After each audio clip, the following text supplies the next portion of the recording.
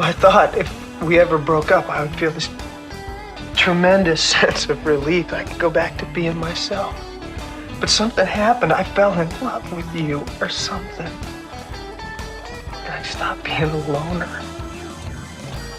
Dylan, I think that's wonderful. I think it's terrible. You can look the other way once, and it's no big deal. Except it makes it easier for you to compromise the next time. And pretty soon, that's all you're doing is compromising because that's how you think things are done. We love having this guy on. He's Steve Fink, attorney, a friend of the program, and I just realized that I have absolutely not even given you an inkling of what I want to talk about. Steve, how are you doing? I'm doing well. Al, how are you? I'm good. I can't complain. What we did end up wasting time talking about is I'm this guy who, when I see these 50 degrees come my way and the snowbanks start to go away, I love this time of year. This is so anti the end of December when the snows start piling up and you look at the forecast and you see 20 below coming your way. This is the difference for me. It's everything for me. No, it's nice when you get out and there's actually a little pavement that you can see that's dried. That's for sure. Yeah, so I enjoy that. So I'm looking up. Things are looking up here. But as far as things going on, I want to get your opinion on them because it hit me, and this came off of CNN, so take it for what it's worth. 71% of Democrats are for photo IDs to vote. When they did the poll with everybody, like 95% of Republicans like it, but they put in everybody, blacks, Hispanics. This averages out to like 78% of all people think we should have a voter ID. We sit here, and the Republicans are trying to get one passed here, SAVE, and it's not going anywhere. They are saying, no, this is terrible, this is terrible. The Democrats are. How is this not done? What is the fight if 78% of us all believe the same thing? It's really it's truly amazing that it is not passed because how should there be any controversy? You cannot buy a bottle of liquor without an ID. I think that's slightly less significant than the ability to vote and to secure our voting rights. You can't get on any airplane. You can't buy cigarettes. You can't buy Sudafed at Walmart if you have allergy issues. I mean, I get that. But they have a couple of things. One is you're trying to solve a problem when there isn't one. There's no systemic fraud. Let's look at Minnesota, why we won't give up our voter rolls. Well, you can't prove that there's any problem. Well, if you don't look, there isn't. And if there isn't, why do you care about giving up the voter rolls? You know what I'm saying? They can't have both sides of an argument. Correct. It just doesn't, it defies logic. Why everyone wouldn't want that additional assurance that the voting is going to be done by citizens entitled to vote.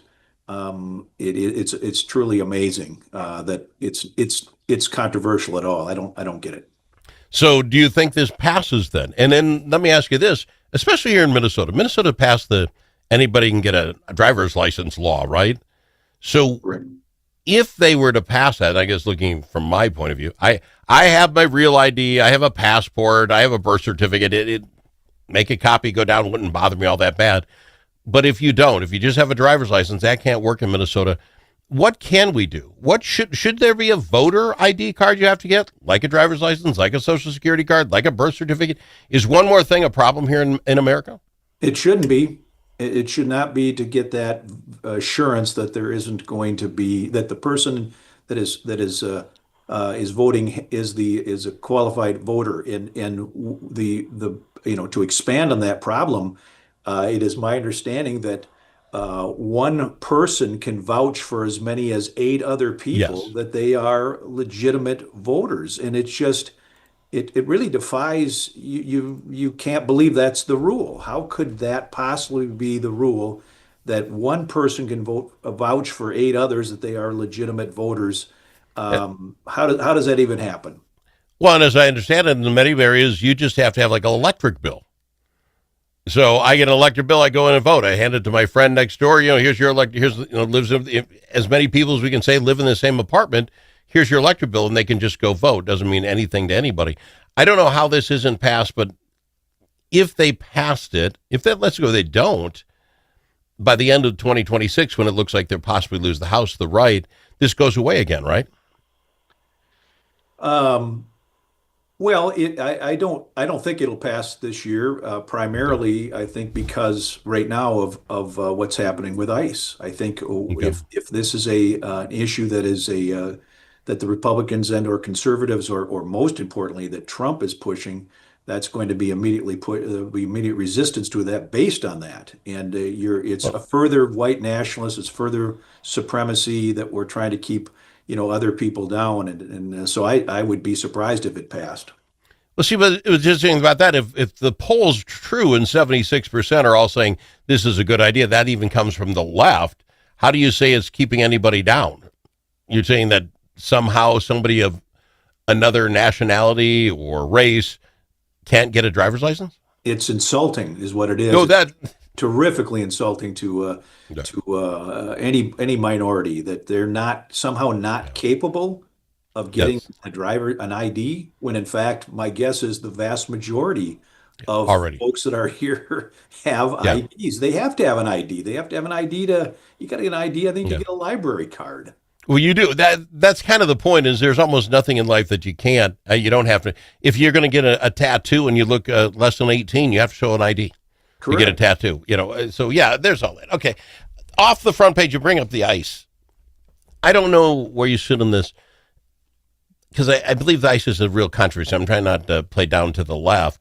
This is a controversy, but it seems so interesting when all we're talking about is fraud in Minnesota. That's the only thing we had to talk about, and that it stopped. And now it is just about ICE and the immigration. Because there's a news story that I'll bet you haven't heard about, Steve, and I want to tell you about it quick and get your hits. This is according to NPR News. This is not me. This is NPR News. That Optum group that we hired to look into our Medicare or Medicaid services came out with this little report. It found that direct policy violations in Minnesota Medicaid payouts has cost us up to $52 million. And when you look outward, the board says Minnesota could save up to $1.7 billion if it closed those gaps in our processes. The guy who runs the place, Director John Conley, said he wanted to make note, this isn't a fraud issue that he's talking about. This is us just following our own policies. How? When we had the paper 4 months ago saying, I know Trump said it was $1 billion, but you can't prove that by us.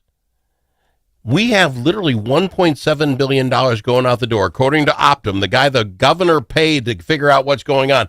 The head of that department saying $1.7 billion, not from fraud, from us not following our own policies. And it doesn't make the front page of the paper.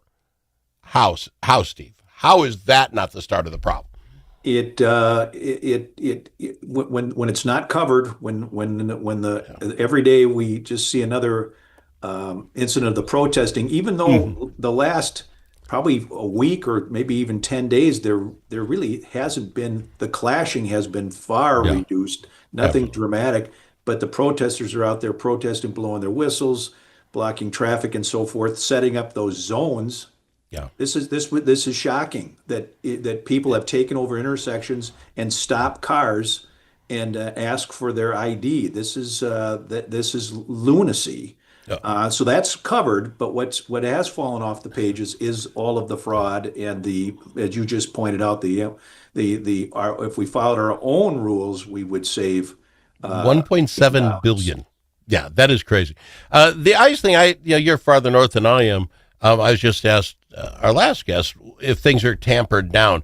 If you watch just the news from out here now, and maybe it's because there's all these other things going on nationally, but the biggest news story, the Whipple Center had, I think it was 50 people arrested, but that wasn't by ICE. It was by the local law enforcement. I think that's a better way of going about it.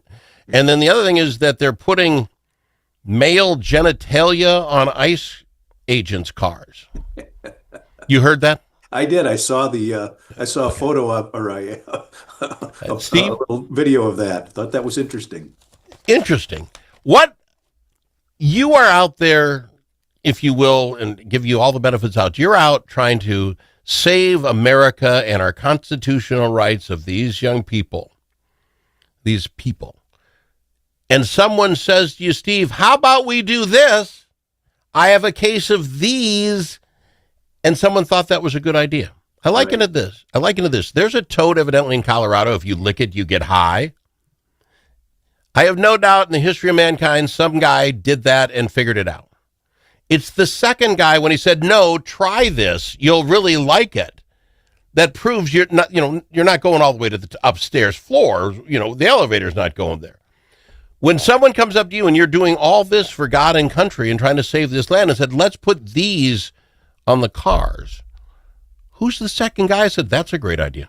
Right. This is these are not serious people. These are people that are there to do nothing other than to protest, and I'm not putting everybody in that same category by any means, but there are the people that we see mostly on television, I suspect, are the ones that are there. And my guess is if there was the next week, there'll be a different cause, and they may very well be there protesting that. These are not serious people. This is a very serious issue that needs to be dealt with by very serious people and figure out a resolution. I think the temperature has gone way down since Tom Holman has come in. Yeah. Since the guy with the coat left, and the Kristi Noem seems to have is starting to fall off the front pages, and it just seems like the temperature is going down. They've removed 700 ICE agents, and that's what we needed. We need to calm the waters. This doesn't need to be like this. I can't even imagine this thing with a male genitalia that was ever a good idea, or you didn't think people were going to just laugh at you. It comes across so horribly. I got to go to break. We'll be back after this. I've got him, Steve Fink, on the Al Travis Show. When the stakes are high at the Minnesota Capitol, you need more than a lobbyist. You need a partner. At Momentum Advocacy, we bring nearly 90 years of combined experience in government relations, public affairs, and strategic communications. From nonprofits to national corporations, we help organizations navigate Minnesota's political landscape with integrity, insight, and results. Whether you need legislative champions or headlines, Momentum Advocacy delivers. For more, visit momentum-advocacy.com. Momentum Advocacy, your friends at the Capitol. Think about it. Now that school's back in session, how are Minnesota students doing? Not very well. Minnesota ACT scores fell again last year and are the lowest they've been in 10 years. In fact, fewer than half of Minnesota students can either read or do math at grade level. Think about it. We used to brag about our schools. Now we're losing to states like Mississippi. Visit AmericanExperiment.org for more information. Think About It is brought to you by Center of the American Experiment, Minnesota's think tank.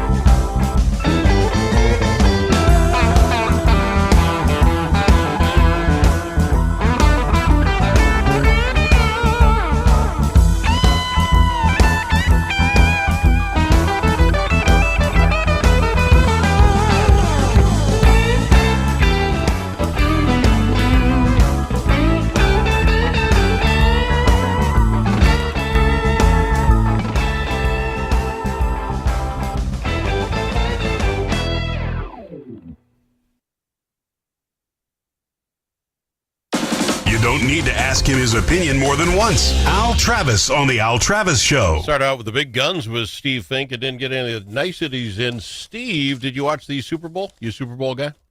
I did. I didn't. I didn't watch from start to finish. I wasn't. I had a little setback with my feeling good, but Okay.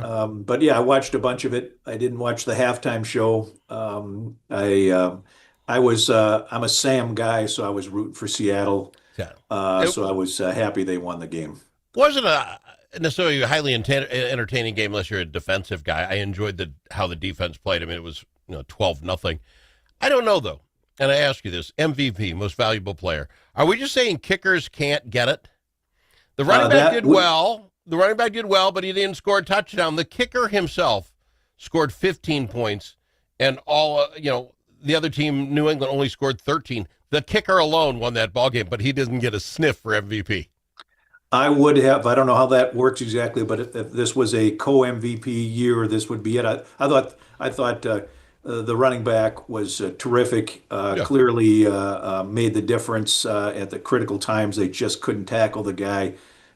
Boy, he runs sideways just as fast as he does forward. Reminds me of Barry Sanders that way, where just like they can go sideways fast as they couldn't forward. Yeah. And but how do you not give it to the kicker when he Well, and I know it's got to be one person, but if you really ask who won that ball game, it was Seattle's defense, right? I mean, they scored 7 points.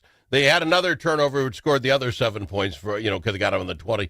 That defense was dominant. That's who won that ball game. But I get it; it's a single award. But there